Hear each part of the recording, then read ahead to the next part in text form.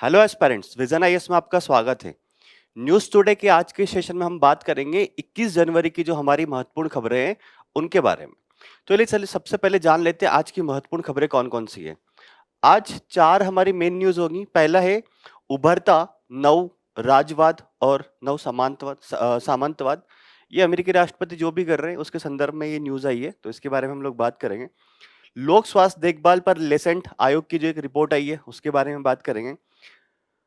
Third होगी AI में small language model जो है वो कैसे सहायक हो सकते हैं लार्ज लैंग्वेज मॉडल के कंपैरिजन में, उसके बारे में बात करेंगे। और वैश्विक जल दिवालियापन एक रिपोर्ट आई है, यूएन का एक संस्थान है उसके द्वारा निकाली गई है। तो इसमें बात करेंगे हम लोग के जल दिवालियापन क्या होता है और कारण क्या है और क्या सुझाव उसमें दिए जा सकते हैं। साथ साथ में कुछ संक्षिप्त सुर्खियों की बात करेंगे, जैसे कि भ्रष्टाचार निवारण अधिनियम 1988 के बारे में सुप्रीम कोर्ट की एक रूलिंग आई है, उसके बारे में हम लोग बात करेंगे। एक स्टेशन एक उत्पाद योजना जो कि 2022 से चल रही है, इसके बारे में देखेंगे। स्टील स्लैग का गुण क्या है और कैसे इसको उपयोग किया जा सकता है, उसके बारे में बात करेंगे। एक सरसों में एक रोग होता है, उसके बारे में बात करेंगे कि वास्तव में क्या है और कितना नुकसान पहुंचाता है।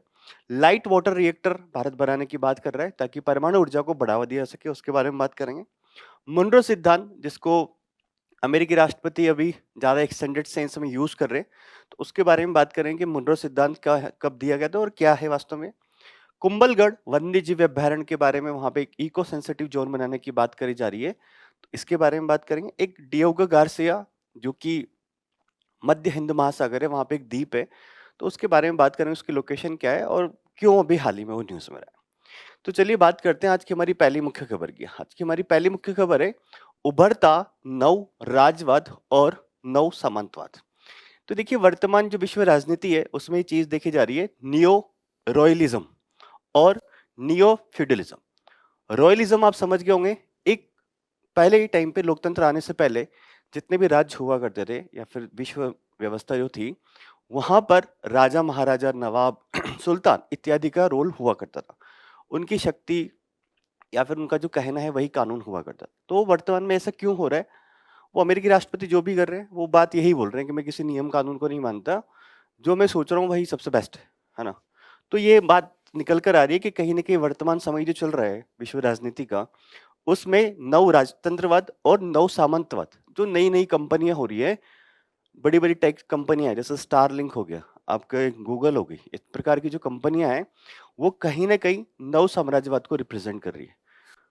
तो वर्तमान संदर्भ में ये बात हो रही है कि ये क्या है नव राजतंत्रवाद और नव सामंतवाद। तो इसकी डेफिनेशन हम इसमें देखेंगे, साथ साथ में जानेंगे कि इससे विश्व व्यवस्था को क्या खतरा है। तो सबसे पहले देखिए डेफिनेशन मतलब क्यों एक क्या अभी वर्तमान में संरचना क्या चल रही थी। देखिए लगभग 1919वीं और 20वीं शताब्दी के आसपास विदेश नीति जो हुआ करती थी वो राजा की इच्छा नहीं होकर फिर वहां पर एक तर्कसंगत और न्याय संगत या संस्थागत रूप से मानी जाती थी। उससे पहले तो जो राजा बोल दिया करता था कि इस पर आक्रमण करना है तो आक्रमण हो जाया करता था, इसको मुझे अपने कब्जे में लेना है, तो राजा ने जो सोच लिया वही एक तरह से विदेश नीति हुआ करती थी।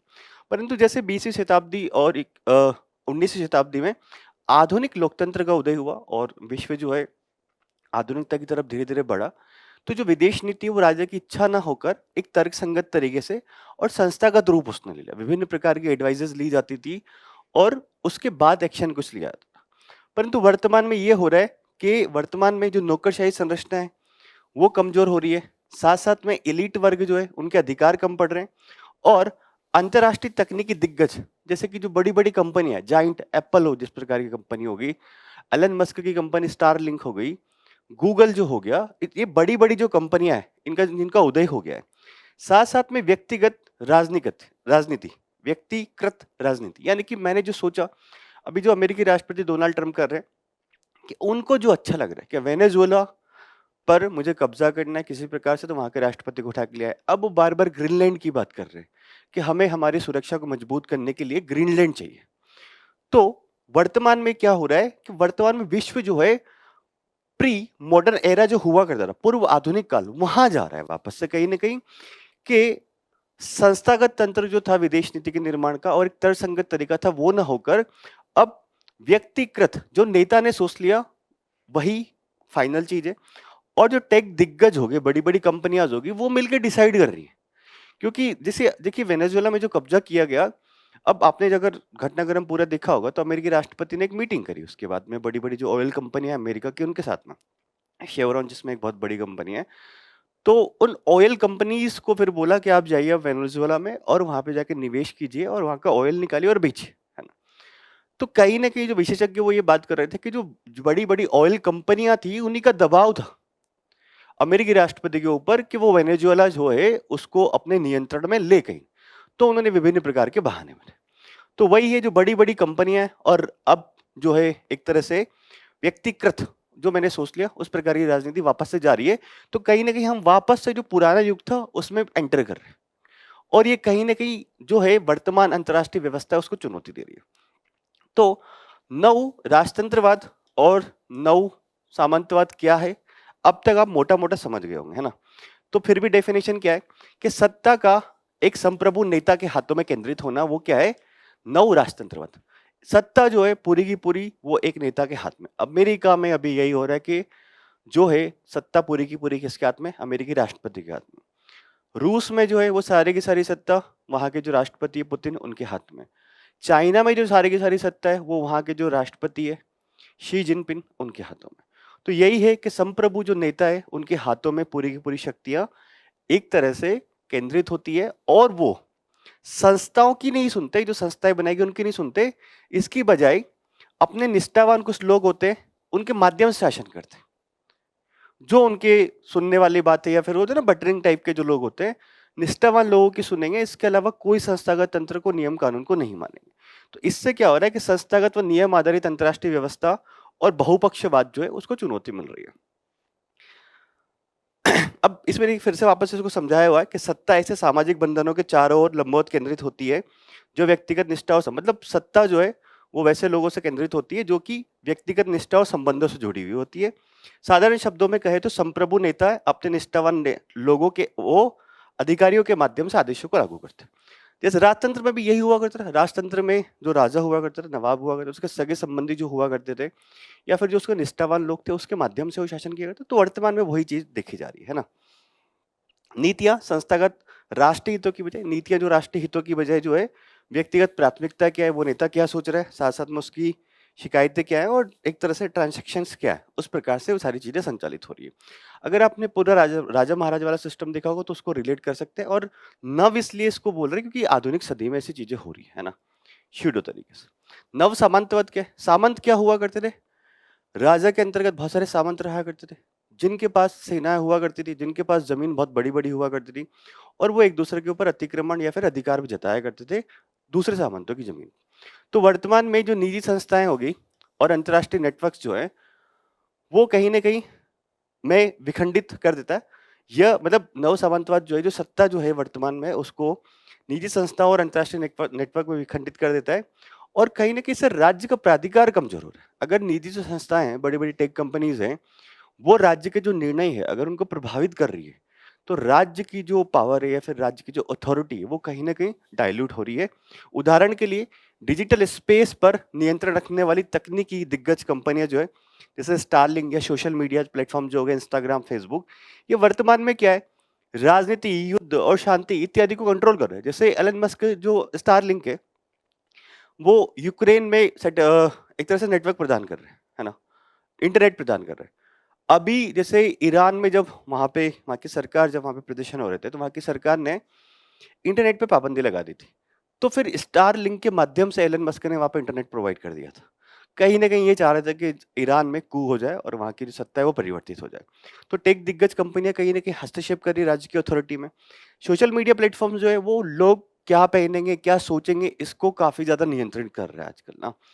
तो ये सारे के सारे राज्य के प्राधिकार में एक तरह से कमी कर रहे हैं और ये उस मध्यकालीन में व्यवस्था जो हुआ करती थी वो इसी प्रकार की हुआ करती थी। जो सामंत हुआ करता था वही डिसाइड करा करता था कि क्या होने वाला है। छोटा एरिया में हुआ करता था परंतु वही डिसाइड करा करता था। तो सेम चीजें वर्तमान में हो रही है निजी संस्थाओं और बड़ी बड़ी जो टेक दिग्गज कंपनी है उनके माध्यम से। ठीक है, अब कैसे चुनौती मिल रही है अंतर्राष्ट्रीय विश्व व्यवस्था को उसके बारे में बात करते हैं। तो देखिए नियम आधारित विश्व व्यवस्था है जो कि यूएनए के नेतृत्व में चलती है, डब्ल्यूटीओ के नेतृत्व में चलती है, आईएमएफ के नेतृत्व में चलती है, विश्व बैंक के नेतृत्व में चलती है, वो सारी की सारी कमजोर हो रही है। जैसे अमेरिकी राष्ट्रपति ने कुछ दिनों पहले यही किया कि अमेरिका जो है वो 66 अंतर्राष्ट्रीय संगठनों से बाहर निकल गया। उन्होंने रीजन दिया कि ये अंतर्राष्ट्रीय संगठन जो है वो अमेरिका के जो हित है उनके खिलाफ काम करते हैं। इवन जो इंटरनेशनल सोलर अलायंस है, जो कि भारत और फ्रांस के नेतृत्व में एक पहल है, उससे भी अमेरिका बाहर निकल गया। तो कहीं ना कहीं एक नियम आधारित विश्व व्यवस्था है, उससे बाहर निकल रहा। और अमेरिकी राष्ट्रपति का बड़ा एक फेमस स्टेटमेंट था कि मैं किसी नियम आधारित और किसी नियम को नहीं मानता, विश्व व्यवस्था को नहीं मानता, और मुझे कोई कंट्रोल कर सकता है तो वो मैं खुद हूं और मेरी नैतिकता और मेरा दिमाग है, नहीं तो मुझे कोई कंट्रोल नहीं कर सकता। अगला, आर्थिक संसाधनों का सशक्तिकरण, शस्त्रीकरण। इसका मतलब ये कि जो टैरिफ हो गया, अमेरिकी राष्ट्रपति यही धमकी बार बार दे रहे कि टैरिफ लगा देंगे, टैरिफ लगा देंगे। अब टैरिफ लगाएंगे तो क्या होगा? व्यापार कम होगा, रोजगार कम होगा, जीडीपी कम होगी, तो कहीं ना कहीं वहां पे लोगों को परेशानियां होगी जिस देश के ऊपर टैरिफ ज्यादा लगेगा। तो अभी ग्रीनलैंड के ऊपर भी बात यही हो रही थी कि ग्रीनलैंड पर अगर मुझे कब्जा करने से रोका गया तो जो देश ग्रीनलैंड को समर्थन कर रहे हैं या फिर डेनमार्क को समर्थन कर रहे हैं, उनके ऊपर मैं 10% टैरिफ लगा दूं, ऐसा अमेरिकी राष्ट्रपति ने बोला। तो टैरिफ हो गए, प्रतिबंध हो गए, बाजार तक जो पहुंच है वो कहीं ना कहीं पहले तो शस्त्रों के माध्यम से लड़ाई लड़ी जाती थी, अब ऐसे इनके माध्यम से कहीं ना कहीं दबाव बनाने के उपकरण के रूप में काम में लिया जा रहा है। और इससे ये होता है कि वैश्विक आपूर्ति श्रृंखला और विश्व आर्थिक व्यवस्था जो है उसमें एक तरह से अस्थिरता आ जाती है अगर इस प्रकार की चीजें होती है तो। अगला है राज्य की संस्थाओं का कमजोर होना, नौकरशाही की स्वायत्तता। नौकरशाही जो है जो इंडिपेंडेंट तरीके से काम करती है नियम कानूनों के तहत, साथ साथ में विधायिका और अन्य संस्थाएं जो है, जो पहले विशेषज्ञ आधारित निर्णय लिए जाते थे अब वो नहीं लिए जा रहे, तो कहीं ना कहीं राज्य की जो संस्थाएं हैं वो कमजोर हो रही है ना। अगला है निजी सत्ता का उदय हो रहा है। निजी सत्ता वही है, बड़ी बड़ी जो तकनीकी कंपनियां होगी, डिजिटल प्लेटफॉर्म्स हो गए, सोशल मीडिया प्लेटफॉर्म्स हो गए, तो ये कहीं ना कहीं अर्ध संप्रभु राज्य को प्रभावित कर रहे हैं या फिर अर्ध संप्रभु राज्य के रूप में काम कर रहे हैं, कहीं ना कहीं राज्य के निर्णयों को प्रभावित कर रहे हैं। ये बड़ी बड़ी जो टेक जाइंट कंपनियां हैं, सोशल मीडिया प्लेटफॉर्म्स हैं, सारे के सारे जो, ठीक। तो ये चुनौतियां हैं नव राजतंत्रवाद और सामंतवाद से किसको, वर्तमान में जो विश्व व्यवस्था है उसको। नजर बना के रखिएगा, टॉपिक अच्छा है, ऐसे भी आ सकता है इसके ऊपर। नेक्स्ट हम लोग बात करते हैं, एक रिपोर्ट आई है। देखिए ये जो रिपोर्ट है ये डायरेक्टली आपको एग्जाम में नहीं आएगी, जनरली यहाँ से कुछ तथ्य मिले आपको, उसको क्लब कर लीजिए कि भारत में अगर स्वास्थ्य प्रणाली है उसको सुधार करना है तो इस रिपोर्ट के कुछ बिंदु उनको कोट कर सकते हैं आप लोग। तो लेंसेट आयोग है, उसने भारत में नागरिक केंद्रित स्वास्थ्य प्रणाली जो है उस पर रिपोर्ट एक जारी की है, और ये बोला कि इस रिपोर्ट में भारत जो 2047 तक भारत विकसित भारत बनने का लक्ष्य रखा है, तो 2047 तक ही हम ये लोग सोच रहे हैं कि यूनिवर्सल हेल्थ कवरेज हो जाए हमारे देश में। तो उसके लिए क्या रोड मैप हो सकता है वो भी इस रिपोर्ट में दिया गया है। तो देखते हैं क्या है रिपोर्ट में। वर्तमान में जो हमारी स्वास्थ्य प्रणाली है उसमें प्रणालीगत चुनौतियां क्या है, तो ये बोला गया कि विखंडित वितरण है। स्वास्थ्य प्रणालियां ये कि विशिष्ट रोग आधारित चल रही है कार्यक्रम, एक रोग के लिए अलग कार्यक्रम, एक रोग के लिए अलग कार्यक्रम, तो कार्यक्रम जो है अलग अलग रोग आधारित चल रहे हैं। और जितनी जो स्वास्थ्य सेवाएं, प्राइमरी हेल्थ केयर सेंटर्स जो होते हैं सबसे निचले स्तर पर, फिर कम्युनिटी हेल्थ सेंटर द्वितीय स्तर पर, या फिर सीएचसी जो होता है, फिर तृतीय स्तर पर जो डिस्ट्रिक्ट हॉस्पिटल्स होते हैं, है ना, जहाँ पे थोड़ी स्पेशलाइजेशन की सर्विसेज मिलती है, उनमें कोई समन्वय नहीं है। अगर कोई नागरिक है, अगर प्राथमिक से सेकेंडरी गया, टर्शियरी गया, तो उसका डाटा ऐसे ट्रेवल नहीं करता, वो फिर नई तरह से डॉक्टर को दिखाता है और नई तरह से दवाइयां उसको लिखी जाती है। जबकि होना यही चाहिए कि अगर उसने प्राथमिक में इलाज करा लिया और कुछ प्रकार की दवाइयां उसने यूज कर ली, तो फिर टर्शियरी वाला अगर उसको दिख रहा है, तृतीय क्षेत्र वाला स्वास्थ्य वाला डॉक्टर दिख रहा है, तो उसके पास ऑलरेडी वो डाटा होना चाहिए। बट ये चीजें नहीं होती, तो समन्वय की कमी है कहीं ना कहीं हमारी स्वास्थ्य प्रणालियों में। वित्तीय कठिनाई है। देखिए भारत सरकार ने आयुष्मान भारत बीमा योजना तो शुरू करी है कि जो देश के नागरिक है उनको स्वास्थ्य कवरेज का बीमा प्रदान किया जाए, परंतु फिर भी एक out of the pocket expenditure जो रहता है, कि मतलब खुद की जेब से जो होने वाला खर्चा अभी भी वो बहुत ज्यादा है भारत में। तो अगर गरीब लोग जो हैं, अगर उनके स्वास्थ्य पर जेब से पैसा खर्च होगा तो वो गरीबी रेखा के नीचे चले जाएंगे कहीं ना कहीं ना, या फिर उनको स्वास्थ्य सुविधाएं नहीं मिल पाएंगी। तो ये होता है। गुणवत्ता में भिन्नता होती है, जानने और करने के बीच में अंतर मौजूद है। मतलब जो डॉक्टर्स होते हैं उनको पता तो होता है कि मुझे ये करना है, इसको इलाज प्रॉपर इस तरह से मिलना चाहिए, परंतु वो करते ही नहीं है बहुत सी बार। तो जानने और मतलब एक तरह से नोइंग और डूइंग के बीच में अंतर है। प्रोटोकॉल का पालन नहीं करते डॉक्टर। इससे क्या होती है कि स्वास्थ्य देखभाल सेवा जो है वो निम्न स्तरीय रहती है और परिणाम प्रॉपर नहीं आ पाते, है ना। अगला क्या है, रोगों का बढ़ता बोझ। स्वास्थ्य सेवा देखभाल प्रणाली जो है हमारी, उसमें रोग तो समय के साथ बढ़ते जा रहे हैं, और इवन नॉन कम्युनिकेबल डिजीज जो होती है, डिजीज जो होती है, जैसे कि मोटापा हो गया, कैंसर हो गया, ये बढ़ते ही जा रहे हैं टाइम के साथ। तो कहीं ना कहीं रोग भी बढ़ रहे, गुणवत्ता प्रॉपर नहीं है, भिन्नता है उसमें, और वित्तीय कठिनाइयां हैं, साथ साथ में विखंडित वितरण है, समन्वय की कमी है। तो लेंसेट आयोग ने क्या क्या सुझाव दिए, तो उसने बोला कि नागरिकों को सशक्त बनाना। वो किस प्रकार से बना सकते हैं कि जो स्थानीय शासन है और नागरिक समाज के जो मंच हो गए, वहां पर ग्राम स्वास्थ्य, स्वच्छता और पोषण समितियों को मजबूत करना। मतलब देखिए, डॉक्टर्स तो अपना काम कर ही रहे, परंतु आप कुछ भी गांव के स्तर पर भी नागरिकों को सशक्त बनाओ, कचरा मत फैलाओ, स्वच्छता समितियां बना दो, ताकि वहां पे जो लोग हैं वो स्वास्थ्य के प्रति जागरूक हो गए।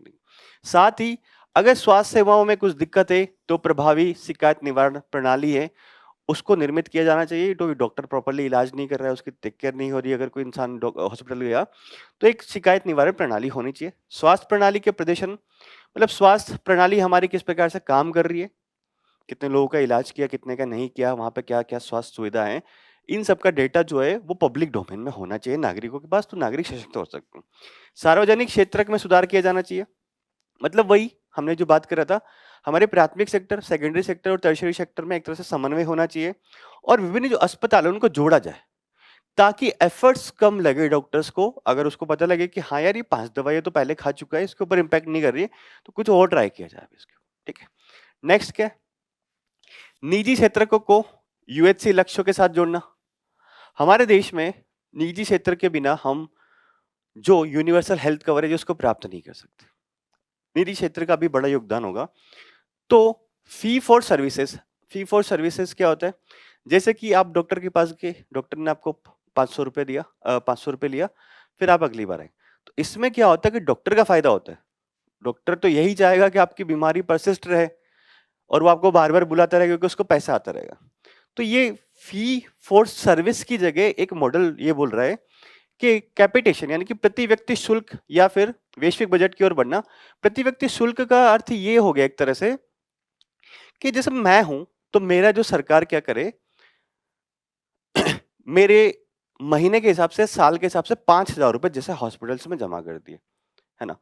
तो अब इसमें डॉक्टर क्या होगा, वो डॉक्टर कोशिश ये करेगा कि यार ये मरीज बार बार नहीं आया, इसका तो 5,000 रुपए एक बार आ चुका ना, तो अब वो उसका इलाज बेहतर तरीके से करने का प्रयास करेगा, या फिर ऐसा कोशिश करेगा कि उसको बीमारी ना हो।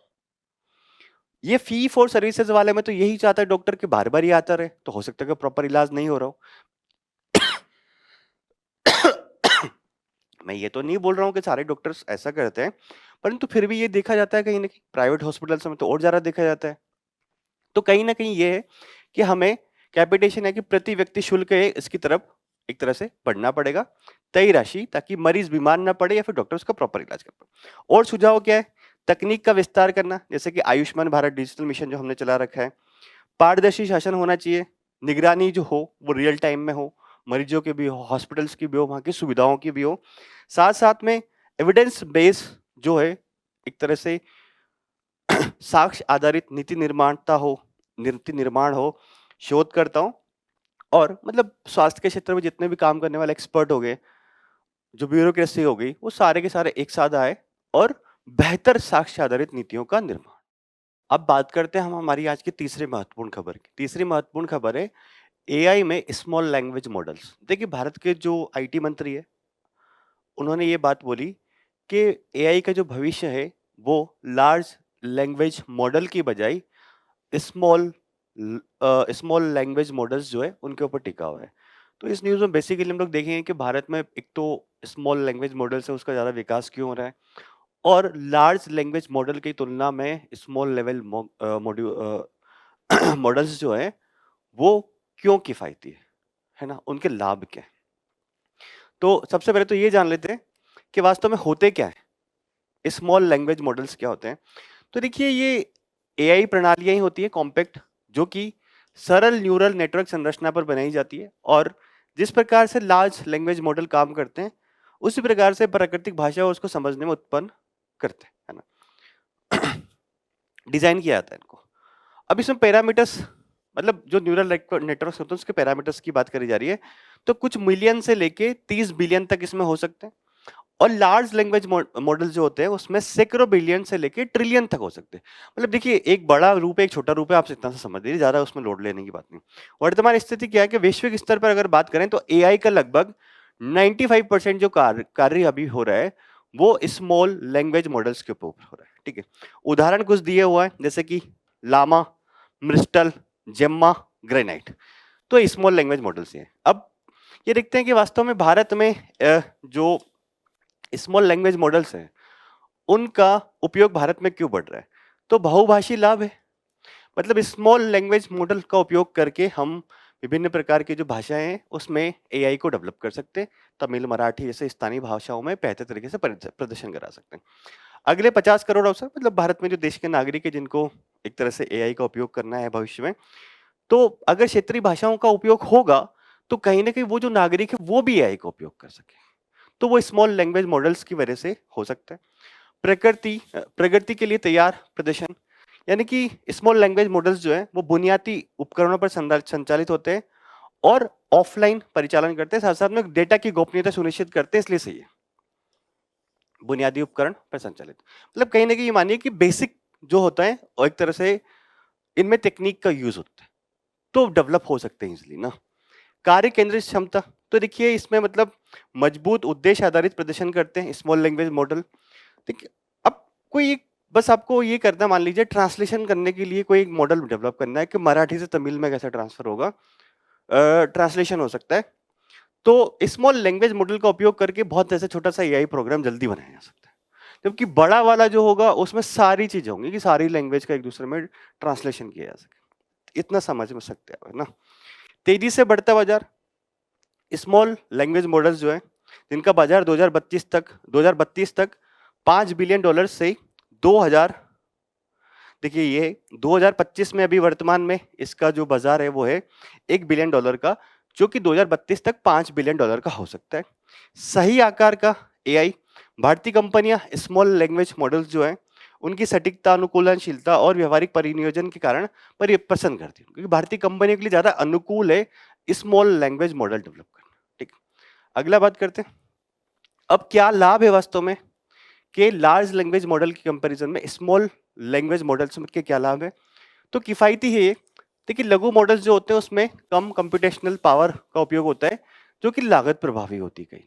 दूसरा ये हो गया ऑन डिवाइस परिनियोजन, यानी कि डिप्लॉयमेंट करना आसान होता है, जैसे कि सीमित कनेक्टिविटी चाहिए होती है, कम मेमोरी चाहिए होती है, बहुत कम बिजली की खपत वाले उपकरणों पर दक्षता और प्रदर्शित करते हैं, इसलिए स्मॉल लैंग्वेज मॉडल ज्यादा किफायती है किससे, आपके लार्ज लैंग्वेज।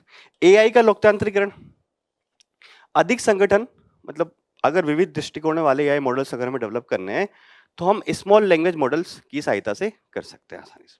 अन्य लाभ क्या है कि सुव्यवस्थित निगरानी और रखरखाव हो सकता है, बेहतर डेटा गोपनीयता सुनिश्चित करते हैं और सुरक्षा करते हैं, कम अवसंरचना की आवश्यकता पड़ती है, विशिष्ट कार्यों के लिए गहन विशेषज्ञ ज्ञान जो है ये आपके स्मॉल लैंग्वेज मॉडल डेवलप कर देते हैं, और कम विलंबता, मतलब कम होता है अगर आप कुछ सर्च कर रहे हैं एआई पर तो जल्दी से आपको मिल जाता है, ठीक है। परंतु कुछ चुनौतियां भी, कुछ सीमाएं भी है, जैसे कि बात करें सटीकता थोड़ी कम होती है। अब ऑब्वियसली बात है उसमें टेक्नोलॉजी थोड़ी, अगर आप लोअर स्तर की उपयोग कर रहे हैं तो सटीकता थोड़ी कम होती है। बड़े मॉडल्स बेहतर सटीक होते हैं, बहुमुखी प्रतिभा प्रदान करते हैं, मतलब अलग अलग चीजें आपको प्रदान कर सकते हैं, और अधिक जटिल कार्यों के लिए जो है वो बड़े मॉडल्स ज्यादा उपयोगी होते हैं, छोटे नहीं होते। तो छोटे को तो वैसे भी हम कम तकनीकी चीजों के लिए या फिर किसी विशिष्ट कार्य के लिए ही बना रहे, तो ठीक है चलेगा इतना ना। सीमित दायरा होता है, स्मॉल लैंग्वेज मॉडल्स को आमतौर पर लघु और विशिष्ट डेटा सेट्स पर प्रशिक्षित किया जाता है, मतलब कुछ छोटे डेटा सेट्स पर प्रशिक्षित किया जाता है, और बड़े मॉडल्स की तुलना में उनका सामान्य ज्ञान या फिर लचीलापन वो बहुत सीमित होता है ना। अगला है अन्य कमियां और क्या है, देखिए रचनात्मकता और डेटा विश्लेषण की जो क्षमता है वो कहीं ना कहीं लार्ज लैंग्वेज मॉडल जो होते हैं उनकी ज्यादा होती है, स्मॉल की कम होती है, तो चुनौतियां भी कुछ प्रकार की। अब अगर ऐसा सवाल आता है एआई से संबंधित तो आप इसको थोड़ा सा लिख सकते हैं। वैसे इससे डायरेक्टली ऐसा सवाल आएगा नहीं, परंतु फिर भी अगर आ जाए है ना। वैश्विक जल दिवालियापन रिपोर्ट। तो देखिए संयुक्त राष्ट्र विश्वविद्यालय के जल पर्यावरण और स्वास्थ्य संस्थान ने ग्लोबल वाटर बैंक्रप्सी पर एक महत्वपूर्ण रिपोर्ट जारी करी है और इस रिपोर्ट में जोर दिया गया कि पृथ्वी पर अब वैश्विक जल दिवालियापन का जो युग है वो आ चुका है। एक तो होती है वाटर स्ट्रेस की कंडीशन, एक क्राइसिस की होती है, और अब होती है बैंकक्रप्ट। बैंकक्रप्ट मतलब क्या होता है अगर आप छोटे से लैंग्वेज में समझे तो, कि अब बैंकक्रप्ट हो गया है तो अब उसमें सुधार नहीं हो सकता, गुंजाइश नहीं बची है उसमें ना। जब तक ठीक है बैंकक्रप्ट नहीं होगा तो समझ में आता है कि हाँ गुंजाइश है सुधार की, परंतु बैंकक्रप्ट होने के बाद सुधार की गुंजाइश नहीं। तो सेम बात पानी के सेंस में अगर आप लागू करेंगे तो जल दिवालियापन उसी को कहते हैं कि मानव जन प्रणाली की वह स्थायी संकट पश्चात स्थिति, मतलब संकट के बाद ऐसी स्थिति है जिसमें दीर्घकालीन जल का जो उपयोग है, नवीनीकरण अंतर प्रवाह यानी कि जो प्राकृतिक रूप से जल गिरता है या कुछ होता है, सुरक्षित निष्कर्षण सीमाओं से अधिक हो जाता है। मतलब दीर्घकालीन रूप से ऐसा होता है कि जितना वाटर रिचार्ज हो रहा है उससे ज्यादा निष्कर्षण उसका ज्यादा हो रहा है, और इसके कारण जल संसाधनों में ऐसा क्षरण हो जाता है कि अब पुनरुत्थान करना उसमें लगभग असंभव होता है। बैंकों में भी ये होता है, अगर कोई बैंकरप्ट हो गया, मैं बैंकरप्ट हो गया, तो उसमें फिर पुनरुत्थान होने की क्षमता नहीं बचती। तो सेम चीज ये यहाँ पे बता रहा है। तो रिपोर्ट के अनुसार ये बात बोलता है कि जल और प्राकृतिक पूंजी के महत्वपूर्ण हिस्से जैसे कि नदियां, झीलें, एक्वीफायर, आर्द्र भूमियां, मृदा और ग्लेशियर इतने क्षतिग्रस्त हो गए हैं वर्तमान में कि उनके पुनर्स्थापित होने की अब कोई वास्तविक संभावना नहीं बची है ना। इतने ज्यादा क्षतिग्रस्त हो चुके हैं। तो अब ये जो रिपोर्ट यही इंगित कर रही है कि विश्व अब ग्लोबल वाटर बैंक्रप्सी की तरफ पहुंच रहा है, क्योंकि जल का जो निष्कर्षण है वो बहुत ज्यादा हो रहा है एज कंपेयर टू जल जो है जितना रिचार्ज होता है ना। और वो इस स्थिति तक निष्कर्षण हो चुका है कि अब उसमें बिल्कुल सुधार नहीं हो सकता, तो बैंकरप्ट है ना। के विपरीत वाटर स्ट्रेस की क्या कंडीशन होती है, जल तनाव की। जल तनाव की स्थिति वो होती है कि जल आपूर्ति जो है उसकी तुलना में मांग ज्यादा हो जाए। जैसे कि वाटर टैंकर आया 100 लोगों के लिए पानी लेके, मांग 200 लोगों की, तो वाटर स्ट्रेस उसको बोले, और काफी हद तक इसका निराकरण किया जा सकता है। एक सिचुएशन होती है जल संकट, वाटर क्राइसिस जिसको बोलते हैं। अब देखिए वाटर क्राइसिस और वाटर स्ट्रेस में वाटर स्ट्रेस जो है कम एक तरह से थोड़ा सा प्रभाव वाला मानेंगे, और वाटर क्राइसिस ज्यादा वाली स्थिति होती है कि अब इसमें ये होता है कि वह स्थिति अचानक उत्पन्न होने वाली बाधाओं के कारण, मतलब अगर कोई ऐसी अचानक से स्थिति आ गई कि वाटर क्राइसिस हो गया, मान लीजिए पानी नहीं गिरा उस साल, तो वाटर क्राइसिस की स्थिति एक तरह से हो जाएगी। लेकिन आपातकालीन और पुनर्स्थापन उपायों के माध्यम से कहीं ना कहीं वाटर क्राइसिस की जो स्थिति उसको समझ सकता है। तो ये टर्मिनोलॉजीज है, अगर आप ध्यान रख सके तो थोड़ा थोड़ा ध्यान रख लीजिएगा। वाटर बैंकरप्सी क्या है ये मेनली ध्यान रखिएगा। वाटर स्ट्रेस मतलब आपूर्ति से ज्यादा मांग हो गई हो, और क्राइसिस वो वाली स्थिति अस्थायी रूप से ऐसा होता है कि आपातकालीन रूप से और पुनर्स्थापन उपायों के माध्यम से अगर आप चाहें तो उसको बहाल किया। मतलब एक तरह से ये कि वाटर क्राइसिस की जो स्थिति है अचानक उत्पन्न होने वाली बाधाओं के कारण, जैसे कि मान लीजिए कोई नदी है, नदी तो नहीं बोलेंगे, हो सकता है कि अचानक कोई ऐसी बाधा उत्पन्न हो गई हो जिससे कि पानी का है फ्लो बाधित हो गया। मान लीजिए कोई नदी बह रही थी, लैंडस्लाइड हुआ और पानी जो हो उसमें एक तरह से नदी का जलमार्ग एक तरह से वो परिवर्तित हो गया कुछ टाइम के लिए। तो ये इस प्रकार की स्थिति होती है। एक हाइपोथेटिकल एग्जांपल मैंने आपको बताया। तो ये स्थिति क्यों आ रही है, मुख्य कारण इसके क्या है।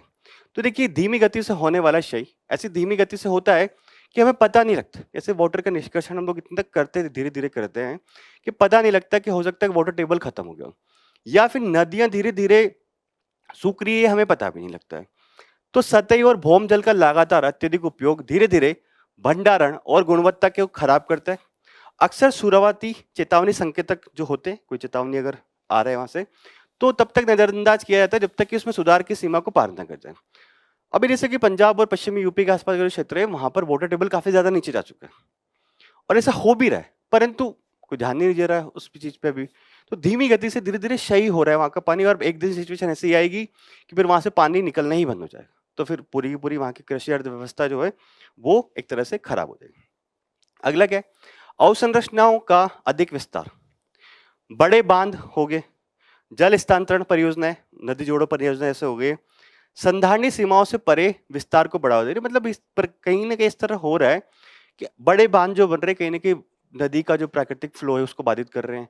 नदी के प्राकृतिक फ्लो को नदी जोड़ो परियोजना बाधित कर रही है, तो कहीं ना कहीं इसकी वजह से भी वाटर टेबल या फिर जो जल है वो कम हो रहा है या खराब हो रहा है। पारिस्थितिकी परिसीमा परिसमापन, आर्द्र भूमियां होगी जहां पे पानी काफी ज्यादा स्टोर होता है, बाढ़ के मैदान हो गए, वन हो गए, मृदा को इस तरीके से परिवर्तित धीरे धीरे किया जा रहा है, नष्ट किया जा रहा है कि दीर्घकालिक जल भंडारण और फिल्ट्रेशन बफरिंग क्षमता जो है धीरे धीरे समाप्त हो रही है। मतलब आपको जहां भी पानी दिख रहा है, आर्द्र भूमि में दिख रहा है, नदी में दिख रहा है, या मृदा के आसपास दिख रहा है, नीचे दिख रहा है जमीन के नीचे, तो अगर आप उसको धीरे धीरे कहीं ना कुछ कुछ निष्कर्षण कर रहे हैं या फिल्ट्रेशन की जो क्षमता है वो धीरे धीरे खत्म हो रही है, तो उसकी वजह से कहीं ना कहीं कारण जल दिवालियापन की। अगला क्या है, जलवायु परिवेश संकट। जलवायु परिवर्तन की वजह से ऐसा हो ही सकता है कि अगर बर्फ पिघल जा रही है तो ऐसा तो होगा कि पहले शुरुआत में पानी बहुत ज्यादा आया नदियों में, परंतु ये हो सकता है कि भविष्य में फिर जो नदियां हैं, जो 12 मासी नदियां होती है, उनमें पानी की आवक जो है एक तरह से खत्म हो जाए।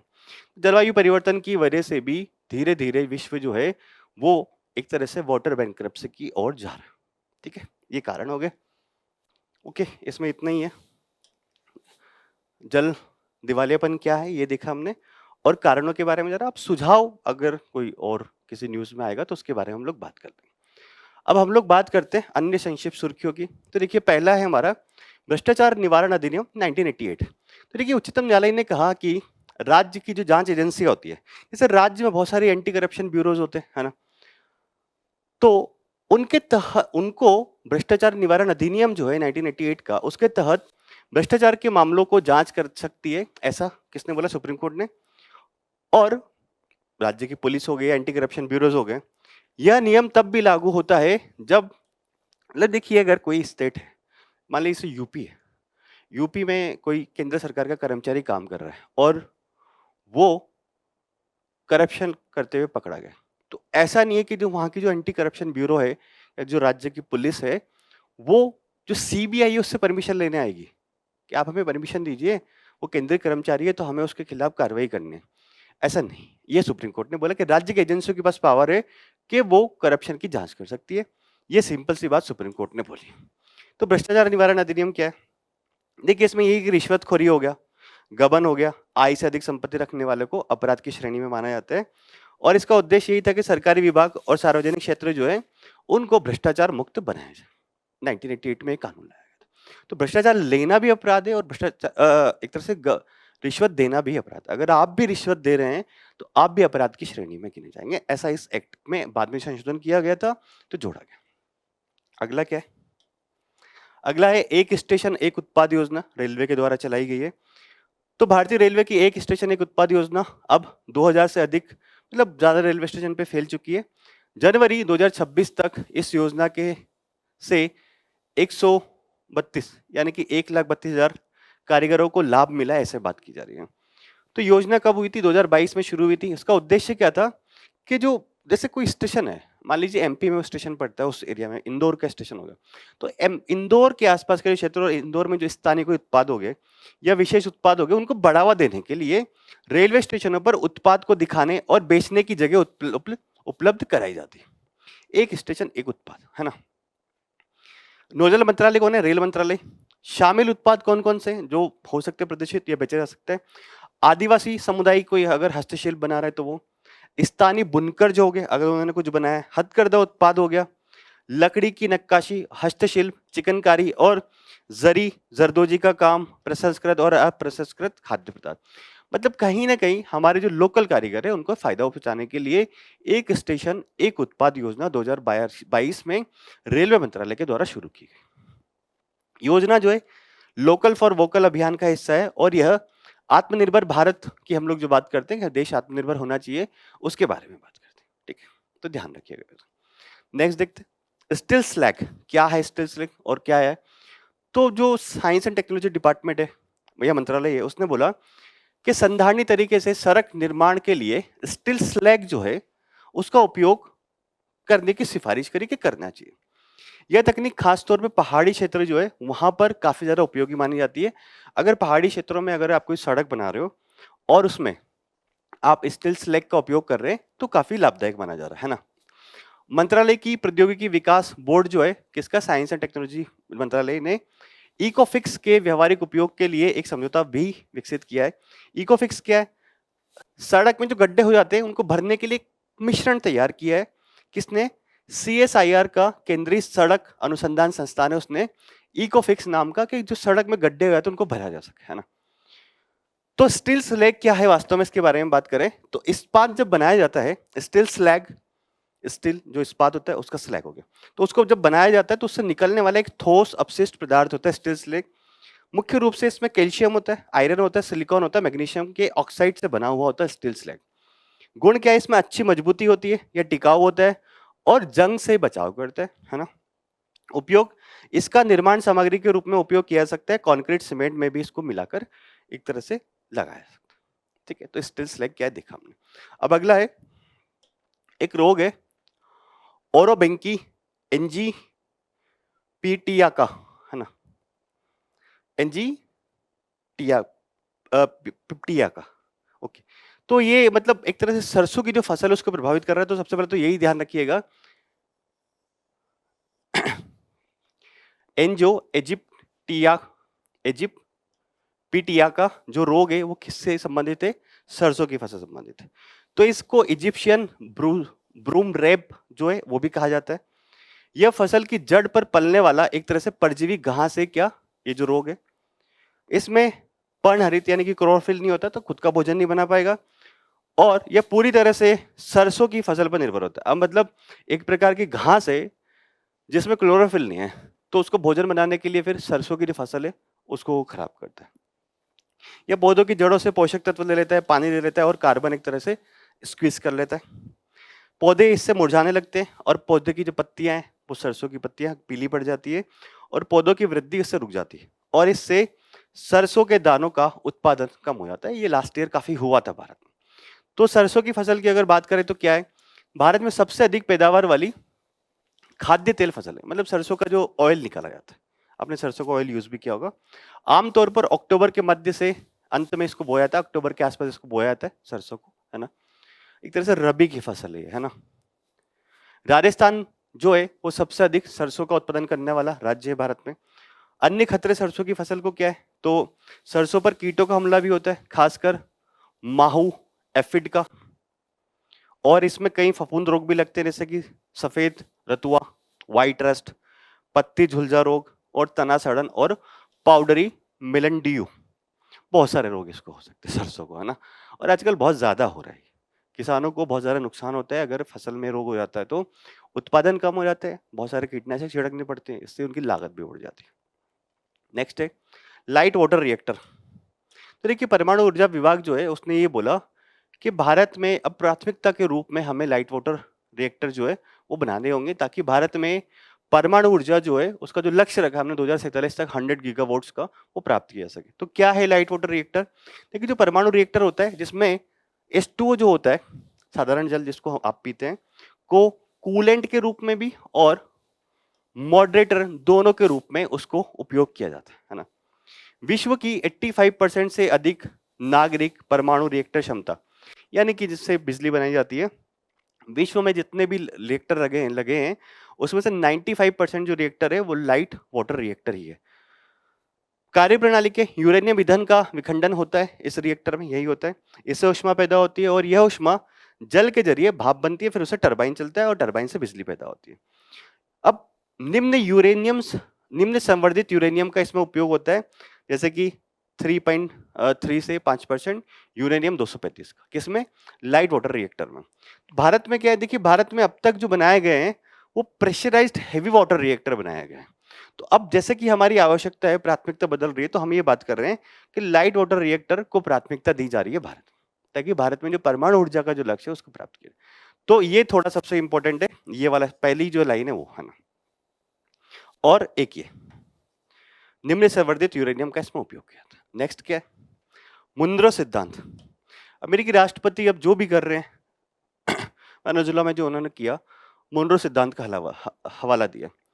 तो वर्तमान में अमेरिकी राष्ट्रपति डोनाल्ड ट्रंप की हाल की नीतियों को डोनरो डॉक्ट्रिन कहा जा रहा है। ये नीतियां लगभग 200 साल पुराने मुनरो सिद्धांत से मिलती जुलती है। अब मुनरो सिद्धांत को उन्होंने और आगे बढ़ा दिया, तो उसको डोनरो डॉक्ट्रिन बोला जा रहा है। तो मुनरो सिद्धांत क्या है?